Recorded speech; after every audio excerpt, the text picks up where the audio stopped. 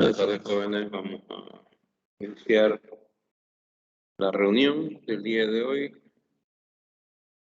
Tenemos que continuar avance. Y tenemos, pues, esta semana que viene, lo que será, pues, la programación del trabajo de investigación. Que la próxima semana voy a programar el trabajo de investigación. Es una breve monografía con el tema de la Pascua judía. Así que no va a estar muy complicado para realizarla. Ustedes puedan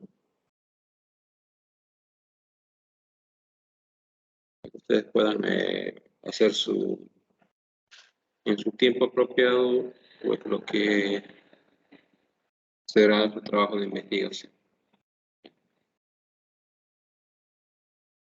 Bien, tengo lo que es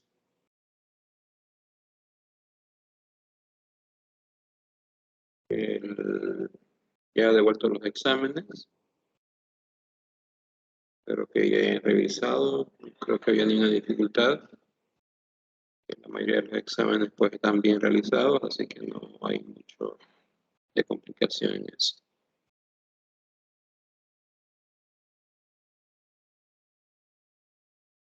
Bien, hemos acabado ya con los temas, de antes del inicio del ministerio público de Jesús, el tema de la tentación y el bautismo, el último que vimos.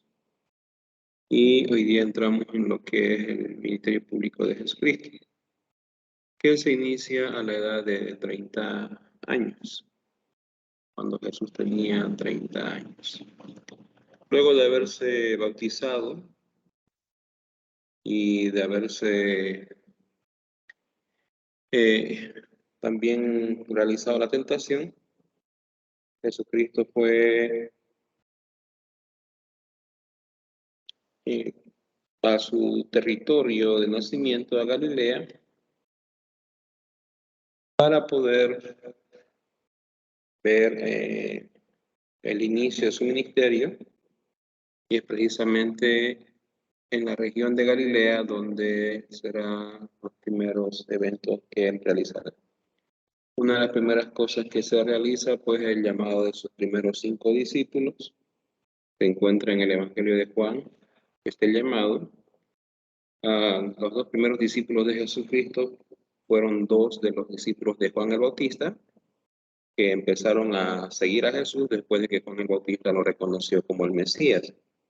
Aunque el reconocimiento de parte de Juan el Bautista como el Mesías de Jesús, a Jesucristo, no fue tan público, pero fue suficiente para que estos 2 discípulos pues, pudieran preguntarse si Jesucristo era el Mesías que habría de venir. El nombre de estos 2 discípulos fueron Andrés y el propio Juan, que escribe el Evangelio. Entonces vamos a llamar Juan el discípulo amado, para diferenciarlo de Juan el Bautista. Entonces Juan el discípulo amado y Andrés fueron los 2 primeros en seguir a Jesucristo. Luego Andrés llamó a su hermano, o trajo a su hermano Simón Pedro delante del Señor, para que también fuera discípulo de Jesucristo. Y precisamente fue la forma en que Jesús y Simón Pedro se conocen, siendo ellos Simón, Juan, Andrés y muy probablemente también Jacobo, el hermano de Juan, el discípulo amado, pescadores. Entonces Simón recibió el nombre de Jesucristo, el apodo de Jesucristo, que es el piedra, Pedro o piedra, o Cefas, que es también la forma que se traduce en hebreo, pues la palabra piedra. Entonces, Simón Pedro también fue uno de los primeros, ellos serían los primeros 4, y a ellos pues se añadió un discípulo más, que era Felipe, que pues fue precisamente el siguiente discípulo que llegó a estar en el círculo cercano a Jesucristo. Ya. Entonces tenemos a Felipe, a Andrés, Juan, el discípulo amado, y el último de ese grupo pues fue precisamente Bartolomé o Natanael, que formaron los primeros 5 discípulos que andaban con Jesucristo durante los primeros años del ministerio público de Jesús. Estos son oriundos de Galilea, son los primeros 5 discípulos, y con ellos Jesucristo participará de su primer milagro, que fue el milagro realizado durante las bodas de Caná. Por Caná era un pequeño poblado especializado precisamente en realizar bodas. Se ha encontrado arqueología que ha probado que tenían esa especialización, que buscaban la forma de poder, de alguna manera, eh, tener un lugar especial entre la región de Galilea para poder realizar matrimonios, sobre todo, y eventos numerosos. Como una boda judía era bastante llamativa, pues se encontró lugares así en Caná de Galilea, con lo que Jesucristo, que pertenecía a la región de Galilea, pues fue invitado con sus discípulos y su madre, María, para que se presentaran como invitados, lo que implicaba el reconocimiento de Jesucristo como parte de la comunidad y como una personalidad en formación. María, que deseaba que se aprovechara esa ocasión para presentar públicamente a Jesucristo como el Mesías, es la que le avisa de que ya no había vino en la boda que estaban ellos asistiendo. Y es también la que le dice a los siervos que estaban en la boda que hicieran todo lo que Jesucristo les dijese. Entonces, aunque Jesucristo tenía una cierta resistencia a iniciar de esa manera su ministerio, pues le dice a la mujer que aún había llegado, a María, perdón, mujer, no ha llegado todavía a mi hora. De todas maneras, el milagro que realiza, pues es un milagro en el cual se empieza a dar a conocer en el círculo de sus amistades, primeramente entre la gente que lo conoce. El por qué quiere hacer eso, demostrarse delante de sus amistades, pues es porque precisamente la primera forma en que él intenta llegar a un ministerio público es precisamente hacerlo en el círculo que conoce, y seguramente es como un despedirse también de la responsabilidad de su madre, dejándola al siguiente hermano, pues porque una vez iniciado su ministerio público, mostrándose como alguien diferente y con un propósito en el pueblo de Israel, pues tendría la posibilidad de alguna manera, manifestar que era necesario que él se alejara de la responsabilidad de cuidar a su propia madre. Y esto aparentemente también es comprendido en parte por María, porque ella es la promotora de que él empiece a manifestarse. Y como las reuniones entre los judíos, las reuniones entre los judíos eran precisamente reuniones que invitaban a los parientes cercanos, a las personalidades, a los conocidos, pues el círculo de los que estaba en la boda, muy probablemente era gente que conocía a Jesucristo desde que era pequeño. Entonces, de una manera pública, él inicia su ministerio entre la gente de su región para que de alguna manera, pues, él pudiera tener un respaldo, precisamente, un respaldo de su propia familia, de aquello que estaba aconteciendo al dejar a su madre alejada precisamente de su cuidado y renunciando a esa responsabilidad para dejarla a favor de sus siguientes hermanos, ¿no? Entonces manifiesta su primer milagro delante de la gente que lo conoce y también sus propios discípulos, los que empezaron a seguir, los 5 que nombramos, pues seguramente estaban ahí y empezaron a creer en él por lo que podía realizar. Así que es un milagro que más que el hecho de que convierta el agua en vino, tiene un resaltar en el que la gente que estaba presente en ese lugar, que se sabe que no había vino, así que no debían haber estado ebrias, si se había acabado el vino, pues de todas maneras se le brinda una oportunidad de que ellos presencien que él tiene la posibilidad de hacer milagros y con lo cual pues darían un cierto visto bueno a que él se separara de la responsabilidad de su madre para poder dedicarse al ministerio de ser el que enseñara el reino de Dios. Bien, entonces el primer milagro, rodeado de sus primeros 5 discípulos en compañía de su madre y delante de las personas que lo conocían. Dice el pasaje que de esa manera empezó Jesucristo a manifestarse en medio de Israel. Ahora, el ministerio público de Jesús se puede dividir en 3 años. ¿ya? El primero es el año del inicio, precisamente empieza con el bautismo, tentación y las bodas de Caná con el convertir el agua en vino, el primer milagro. Luego de ese evento, pues durante este primer año, pues elige un momento al inicio de ese primer año para poder completar la lista de los 12 discípulos. Y esa lista está en Mateo 10, versos 2 al 4, y en Marcos 3, 13 al 19, en Lucas 6, 17 al 19. Y es la misma lista en todos los casos. Están en los discípulos, pues, Simón Pedro, recuerden el nombre, muchos de los nombres judíos se repetían porque había cierto parentesco entre la mayoría de ellos. Entonces, Simón, que aquí Jesús le puso por nombre Pedro, Andrés, ¿sí? Jacobo y Juan. Simón, Pedro y Andrés eran hermanos, Jacobo y Juan también eran hermanos, hijos los dos de Zebedeo. Este Juan que está aquí es el llamado discípulo amado. Y los tres primeros nombrados, Simón, Jacobo y Juan, el único que no está en el grupo de los tres cercanos a Jesucristo sería Andrés, pero tenemos a Pedro, Jacobo y Juan, pues que serán partícipes de la mayoría de los eventos de la vida de Jesucristo y principales testigos de algunas manifestaciones diferentes de parte de Jesús. ¿Ya? Entonces, Pedro, Jacobo y Juan. Pedro y Andrés son hermanos, Jacobo y Juan son hermanos, y de ellos se dice que son hijos de Zebedeo. Luego están Felipe, Bartolomé o Natanael, también nombrados dentro de los primeros 5. Tomás, el que duda de Jesucristo al final, llamado Dídimo. Mateo o Leví, el que escribe el Evangelio de Mateo. Hay otro Jacobo, y aquí empiezan algunos nombres a repetirse. Jacobo, a diferencia del hermano de Juan, es llamado hijo de Alfeo, ¿ya? Entonces tenemos a Jacobo, hijo de Zebedeo, y Jacobo, hijo de Alfeo, que son distintas personas y que participan de manera diferente dentro de lo que es el tiempo del ministerio de Jesucristo. Ahora, Jacobo, hijo de Alfeo, pues es como usar el apellido, ¿no? Así como, bueno, vamos a explicar eso. Lo que se hace es mayormente para diferenciar a uno del otro. Por ejemplo, tenemos al siguiente, que es Judas o Tadeo, Judas Tadeo, que es hermano de Jacobo, el hijo de Alfeo, con lo que hay un grupo de 3 hermanos, por lo menos reconocidos y nombrados: Pedro, Andrés, Jacobo y Juan, hijo de Zebedeo, y Jacobo y Judas Tadeo, hijo de Jacobo,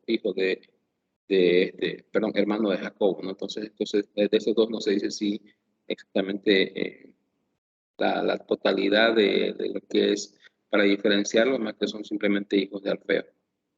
Entonces, hay otro Simón, aparte de Simón Pedro, hay otro Simón que es llamado el Cananita, con lo que hay por lo menos 2 nombres aquí a tomar en cuenta para poder evitar confusiones: Jacobo y Juan, Jacobo y Simeón, o Simón, pero se les da el apellido, y en el otro caso pues se le da el nombre que Jesucristo le pone: Simón Pedro y Simón el Cananita, el cual era celote, es decir, de la línea más agresiva de los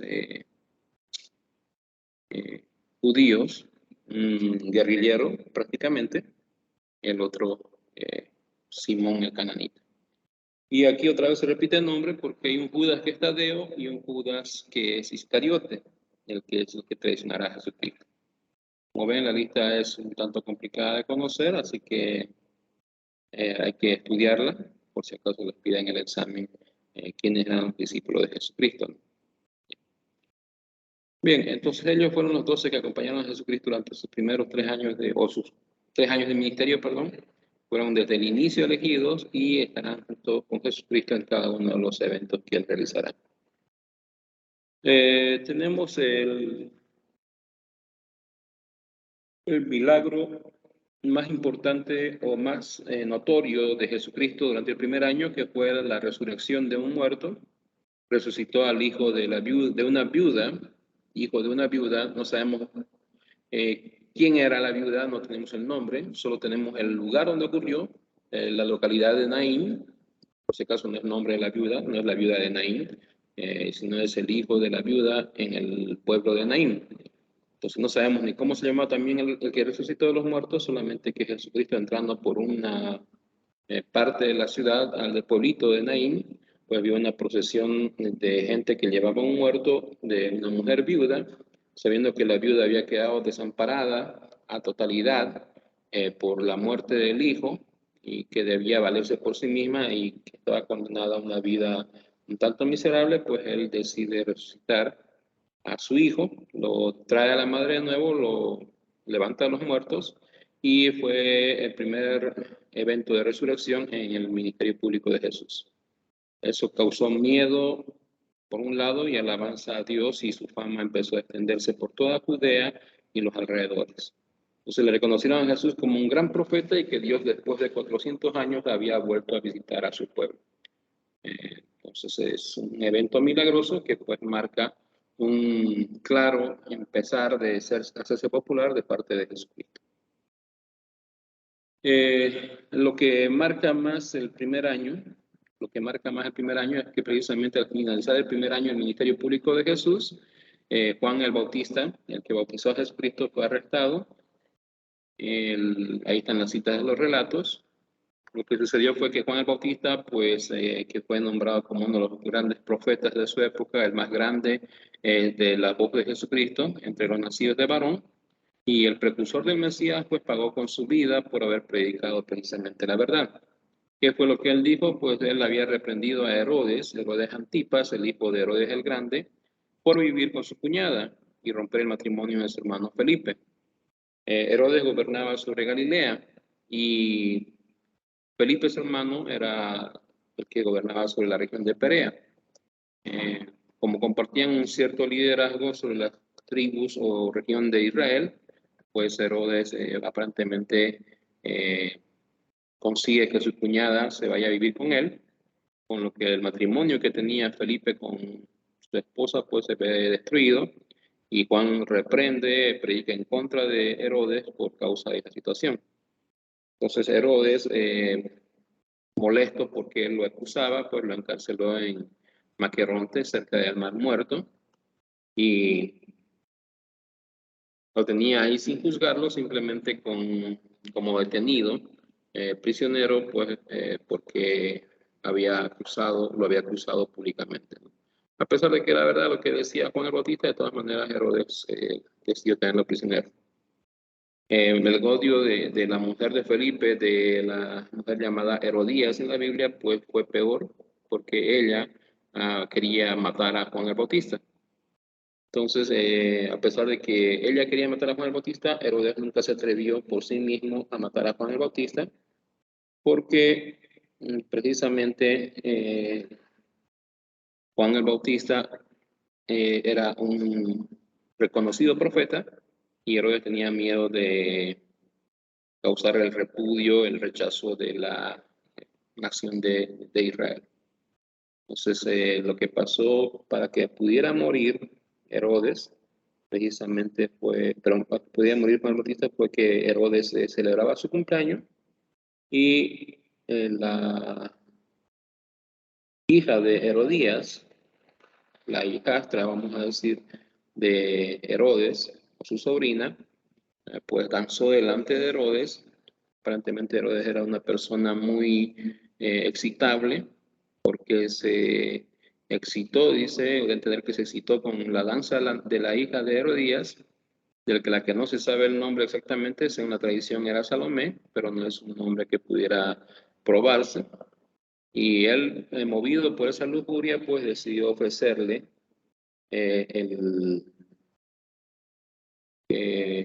la mitad de su reino si ella se lo pedía.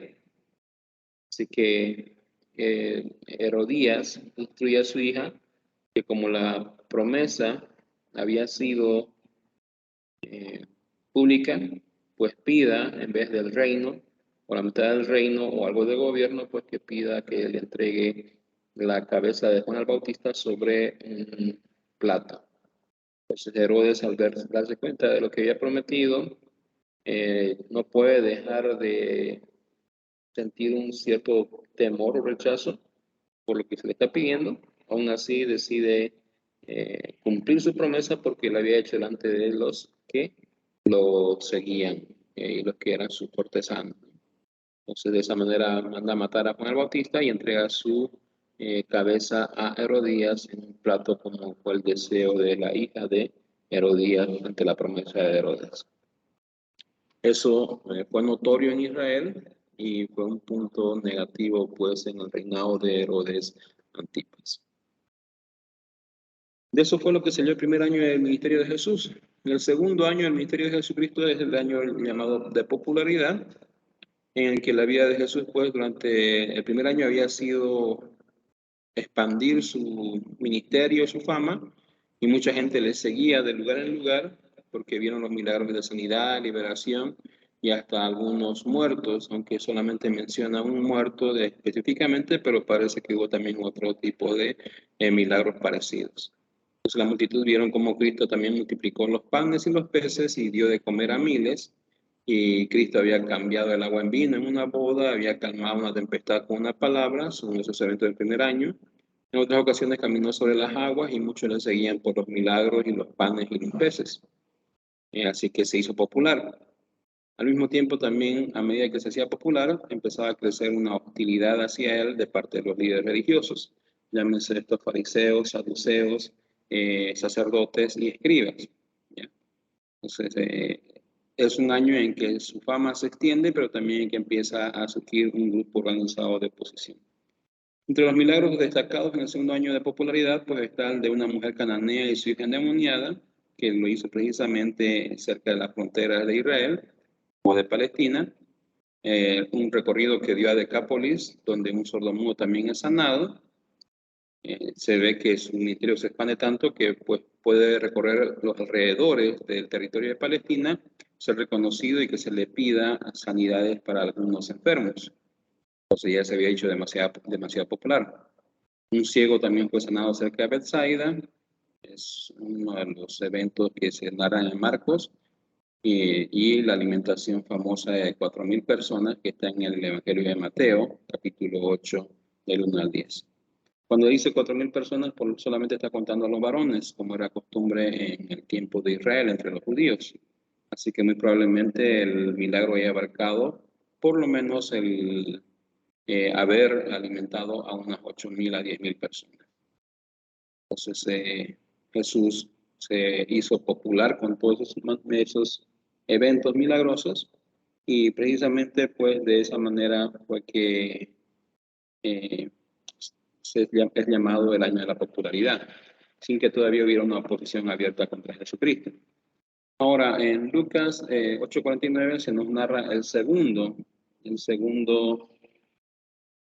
el milagro de Jesucristo de resurrección, el segundo milagro de Jesucristo de resurrección, y precisamente ese milagro es el de la resurrección de la hija de Jairo. Esa es la segunda resurrección. Y aquí ya se nos da el nombre de quién fue resucitada, también se da el nombre de la familia y se nos da un relato de lo que fue el evento de la resurrección. Entonces tenemos este milagro como ya más posible, más certero de parte de Jesucristo, porque ya se identifica quién es la persona que fue levantada de entre los muertos, ¿no? La hija de un funcionario, de un conocido judío llamado Jairo, al cual pues él fue precisamente llamado o la insistencia de este hombre llamado Jairo a Jesucristo para que vaya a sanar a su hija, se vio interrumpida porque uno de sus sirvientes, parece que era un hombre acomodado, uno de los sirvientes fue y avisó a Jairo que ya no era necesario molestar a Jesucristo porque ya había muerto la niña. Aún así, Jesucristo decide ir con Jairo y llegando allá, cuando estaban los preparativos de inicio de el sepultar a la niña, pues Jesucristo entra al cuarto donde ella está y la levanta como si simplemente hubiera estado dormida. Algunos dicen pues que no estaba muerta, simplemente estaba dormida, así que él lo que hizo fue hacer que reaccione. Con lo que el primer y segundo milagro de resurrección nombrados en la Biblia, pues podrían tener esa objeción de que no eran precisamente eventos que pudieran ser reconocidos como tales dentro del proceso de volver de la muerte a la vida a una persona. De esa manera termina el segundo año del ministerio público de Jesús, y el tercer año del ministerio público pues inicia precisamente ya con una oposición más organizada de parte de los sacerdotes, escribas, fariseos y saduceos hacia Jesucristo, con lo que pues es llamado el año precisamente de la oposición. En este tercer año, aunque se movió libremente por Betania, que era una región cerca de la capital de Jerusalén, visitó Jericó y el área de Perea, es decir, entre Judea y Perea, antes de entrar en Jerusalén por última vez, pues tuvo una cierta libertad, pero también una cierta resistencia a poder entrar a lo que era Jerusalén. Los fariseos y Herodes, que decidieron ponerse de acuerdo para poder matarle, de tal manera que los fariseos avisaron que Herodes quería matar a Jesucristo como una forma en que lo intimidaran para que Jesucristo se alejara de la región de Judea. Pues recibieron la respuesta de Jesucristo, que acusó a Herodes de ser bueno, literalmente lo llama una zorra, y que todavía no era el tiempo como para que él pudiera temer por su vida. Entonces, Herodes, aunque quería matarle, pues tenía miedo, porque algunos afirmaban que Jesucristo era Juan el Bautista vuelto a la vida.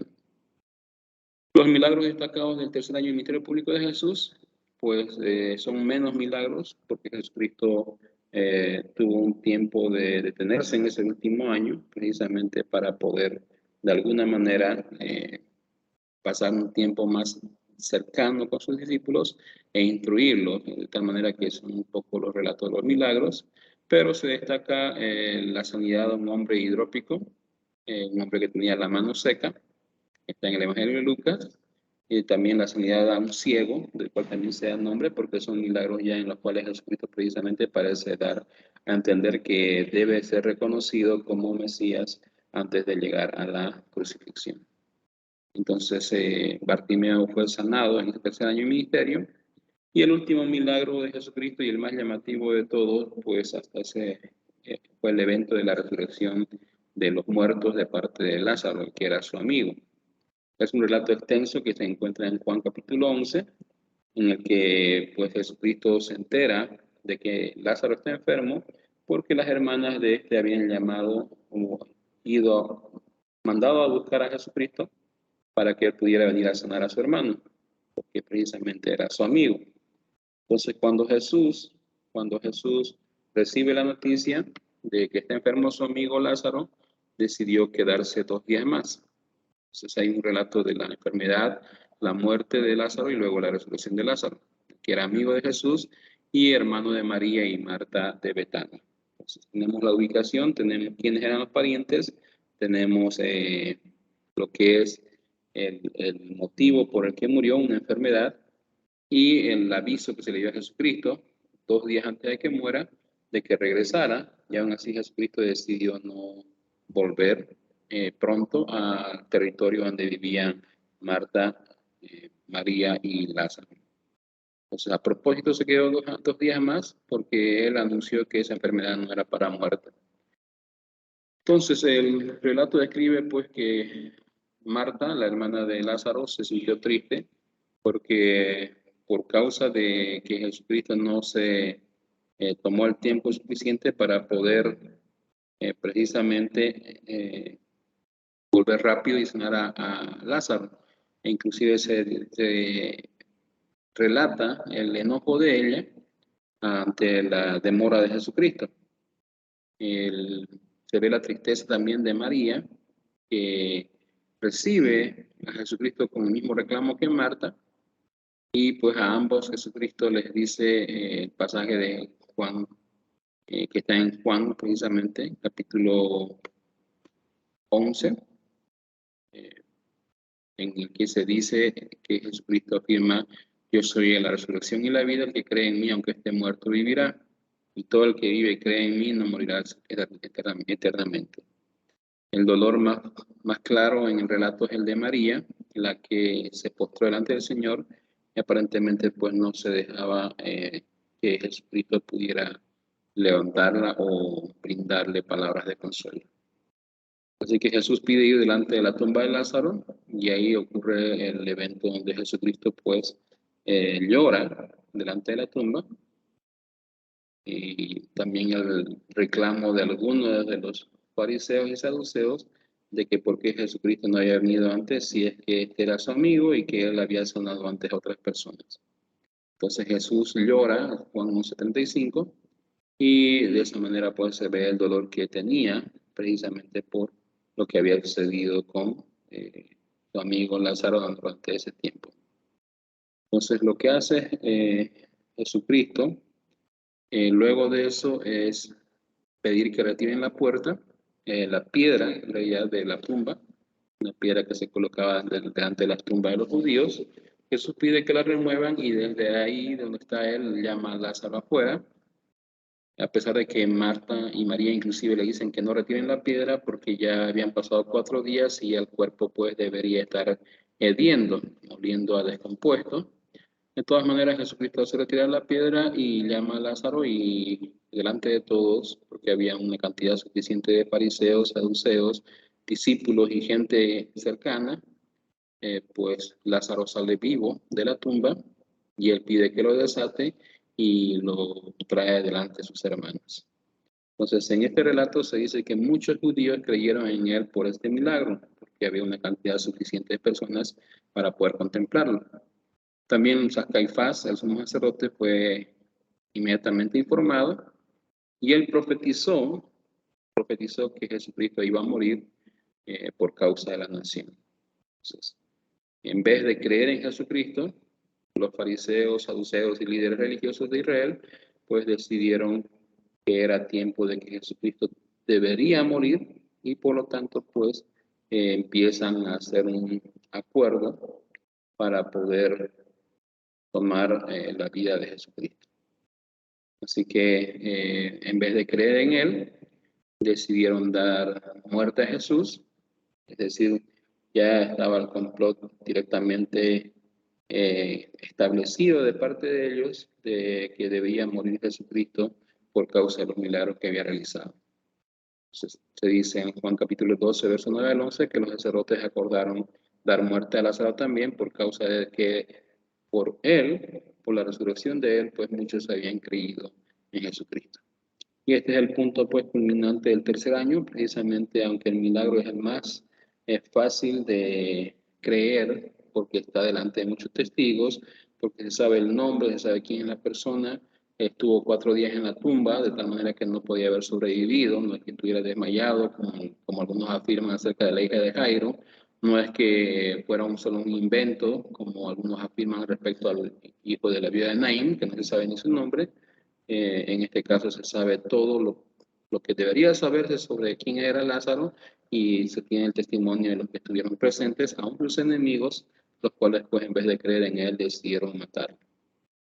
De esa manera terminan los 3 años del ministerio público de Jesucristo con el suficiente interés de que él esté muerto de parte de los líderes religiosos y por lo tanto pues Jesucristo estará listo ya para iniciar su trabajo final, que será ir a la cruz, morir en la tumba para poder precisamente ejecutar lo que será el perdón para todos los seres humanos. Bien, hasta aquí la lección del día de hoy. No sé si hay alguna pregunta o duda que pudiéramos tomar en cuenta para poder hablar sobre eso antes de terminar la clase. ¿Alguna duda o pregunta?